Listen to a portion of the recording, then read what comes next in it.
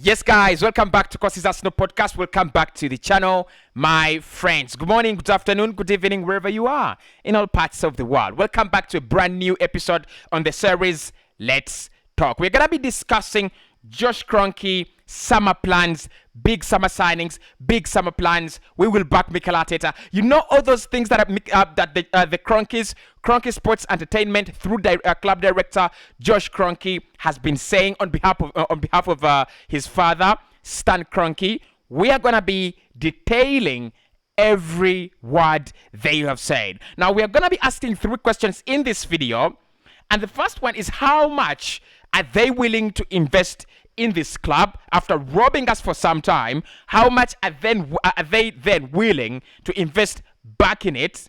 Number 2, for how long are they going to invest in the club? That is also very important. And so that is number 2. Number 3, is this a short-term project, 10 years, 15 years, or is it a long-term project that is going to see Arsenal become great for the next 100 years? Huge questions that we are going to answer. But of course, we're going to first look at Josh Kroenke's comments on the fan forum and try to understand where exactly do they stand. And I'm going to ask you this question. Join me in the comment section below. Is this time for us to trust the Kroenkes? Now, do you believe them? Right? They have given Mikel Arteta a new contract. They've always said they back him, they believe in him. Does giving him a new contract mean they're going to back him? Should we give them a chance, just like we're giving players like Xhaka, players like Reboulding, just like we're giving characters like Mikel Arteta? Do they also deserve a chance? That is your role in the comment section. Let me know. But of course, like I said, Josh Kroenke was on the fan forum this week, and he did speak to the fans on a couple of occasions, on a couple of issues around the club. In his interview, he said it has been a roller coaster of a season. I say that with a smile on my face. To think back to where we were after 3 matches, Mikel and the team have done an amazing job. An amazing job stabilizing the ship. We always knew that we had a very talented young batch that would take a little time to go and get together. We are optimistic we can achieve top 4 and Champions League qualification, which would be a great accomplishment with this very, very young team. Now, I don't disagree with him on that. I think he's absolutely spot on. When you look at where we were after the first 3 games in the campaign, we were in a very, very bad situation. We are in a very, very, disgusting place. And many of the Arsenal fans, including me, were absolutely devastated. So I cannot disagree with him on that. And then he says here that, I'll highlight this so that you can, follow. The solid foundation that Mikel has laid has really shown for the last 3 matches, in particular when our backs were against the wall. I want to thank you guys for sticking with us through all the ups and downs. The support home and away has been unbelievable. I hope to see the fan base and uniting behind Mikel Arteta and a young batch. I can feel and hear a whole new level of connection that is going on around the club. It makes a real difference, especially for the young players, and we all want the same thing, which is to be back at the top, competing for the biggest trophies. That is one question. That is one question, and that question there is, for how long are they committed? Because these big trophies do not come in, they're not going to come in tomorrow. They do not come in next year. Yes, we've seen Liverpool play like 3 Champions League finals within 6 years. We've seen Thomas Tuchel play 6 finals within a space of less than 2 years. I understand, right? But if you look at the kind of background these clubs have done, if you look at the kind of background work they've done, you cannot really say that it has come in a very, very short period of time. Liverpool have suffered to win the Premier League. Is it 40 years? Is it 50 years? Since 1992. They had never won the Premier League. And how long is that? Arsenal have 3 Premier League titles. That shows you the kind of work, the kind of patience these clubs have actually put on. Chelsea's first Premier League title comes in in the season after Arsenal won their Invisible. We won 2003, 2004, and then they won 2004, 2005. Since 1992, they had never won it. And of course, Arsenal's that was Premier League Cup number 3 for Arsenal. So how long are they here for? Will they, will they back this team? Will they back this project like Liverpool is being backed? Will they back this project like Chelsea is being backed? Huge question there. And of course, we'll get to the questions. And he says here that we've got a lot of work ahead of us. We have plans in place to continue to strengthen the squad. Now having match day revenue back and having fans in the stadium has been great. We continue to provide whatever kind of support we can for Mikel and to continue to push the squad forward and to achieve our goals. I think there is a huge point there. There is a huge point there that we need to talk about, and that is the fact that he says there is a lot of work ahead of us. We have plans to continue to strengthen the squad, and now that we have match day revenue back and fans in the stadium, does that mean that we are gonna spend more than we did last summer? Because last summer we spent money, but remember we didn't have match day revenue. It was not there. The fans were just coming back into the stadiums and whatnot. Look, we've gone 2 years without having fans in the stadium. So does that mean that we're gonna spend more? That brings me to my question: how much are they willing to give us? How much portion of the bread are they willing to give up for reinvestment? Now, moving on.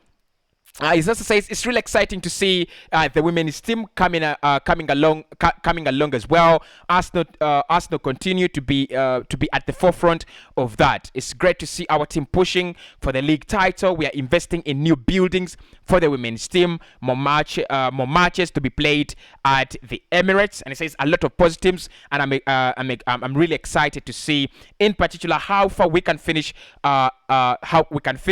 Our Champions League push on the men's side. Thank you, everybody, for your support. That is Josh Kroenke and his comments on Arsenal, and that was on during the fans forum. So let's get to answer these questions. And I think it's more of an episode where we ask the questions and we'll try to answer them in the future. So the first question is, how much are they willing to invest? That is the first question.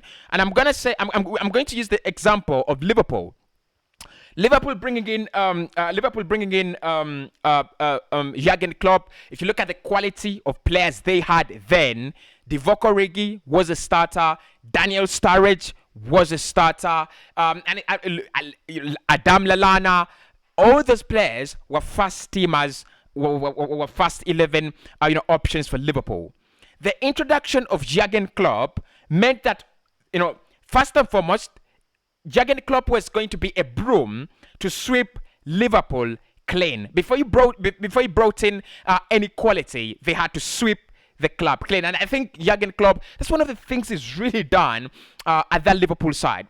Even if he leaves now, the quality of players, the mindset of players, the level of players that he leaves them with is very different. I mean, it doesn't hurt for a manager to go and he lives with the best defender in the world in Virgil van Dijk, the best goalkeeper in the world in Alisson, probably the best winger in the world in Salah. It doesn't hurt. So the question here is, yes, they are saying it's gonna be a huge summer. We have match day revenue, but that really doesn't mean that it's going to be spent. We can't spend all the match revenue. How much of that revenue are they really going to give us? Can they give us 250 million? Because for me, that is what I want, or more. 250 million is what I want Arsenal to be spending this summer. I want us to spend 100 million if there is a player that can attract that amount justifiably. Spend that 100 million probably on Darwin Núñez and get that done. Spend 100 million in the middle of the park. That is the engine. That is the brain. That is where everything happens for Arsenal. Spend 100 million in the middle of the park, and then you can spend the other 100 million, strengthening the left-hand side of the defense, bringing in a new backup right back, and probably a support striker. Can they do that? Because we've seen clubs do that. Pep has spent $1 billion. If they're talking about challenging the top teams for the biggest trophies, Pep has spent $1 billion. And I'm not saying all Arsenal should spend a billion as well, because Jurgen Klopp has not spent a billion, but he's also spent money. 75 million on a goalkeeper, 75 million on a centre back, right? And now he's spending the likes of 40, 50 million on Luis Diaz, the likes of 30, 40 million on Salah. Those smart signings. Are we going to be really secure? Are we really going to be, reassured that whatever kind of backing the manager will need, they will provide? How much are they going to, get their hands and dip them in their pockets? That is number one. Number two, and I think this is what is very, very important, and I know many people don't even think about this, but this is what is important. They can back us for this season and they give up. That is bullshit. That is absolute bullshit. They need to back us. They need to, and that's why I call this the Let's Talk episode, because I want to, put things off my mind. It should be for as long as they are here. That is the gestation period. It should be for as long as they are here. And because the question is, how long are they willing to commit, right? I mean, the romanticism that happens at the beginning of a relationship, like you see, Arsenal, according to Vinay, we have overstepped the line in terms of success and achievements, right? So they're excited probably. So they want to give Mikel Arteta probably 150 million to add into the side, right? But what if things become ugly? Are they going to commit?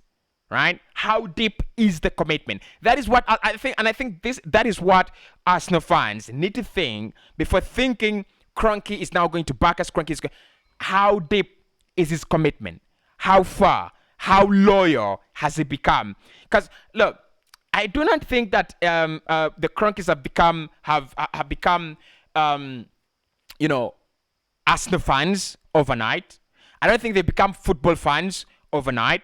I don't think they've got that that emotional attachment to the club through just overnight. I don't think. But what is important is, even if you do not have that commitment, even if you don't have that level of commitment, but this is a project, this is a team that is gonna make you profits, that's gonna earn you lots and lots of money. Can you, for Christ's sake, for one point in time, show that this is your garden and just get the weeds out? Right? That's it. So for me, that is the question. That is the second question. Yes, there is a lot of romanticism at the moment, but when the romanticism disappears, are they going to be here? How long? That is the question. And question number 3, very, very close to what I'm asking. Is this a long-term project, or is this a short-term project? And this is why I'm really asking that question. When you look at how the Kroenkes have started back in Arsenal and why, the prime reason is the failure and collapse of the Super League. That is the prime reason. They know the Super League failed, and that's why they have to bring the fans back. So the moment we come back to them, the moment they get our trust, will they stay here? Or is this a project to just please the fans, make us forget the Super League, make us forget that we were ever involved in the Super League? Or is it a project where Arsenal will go on to claim victory, to claim glory back, just like we used to? Bye bye.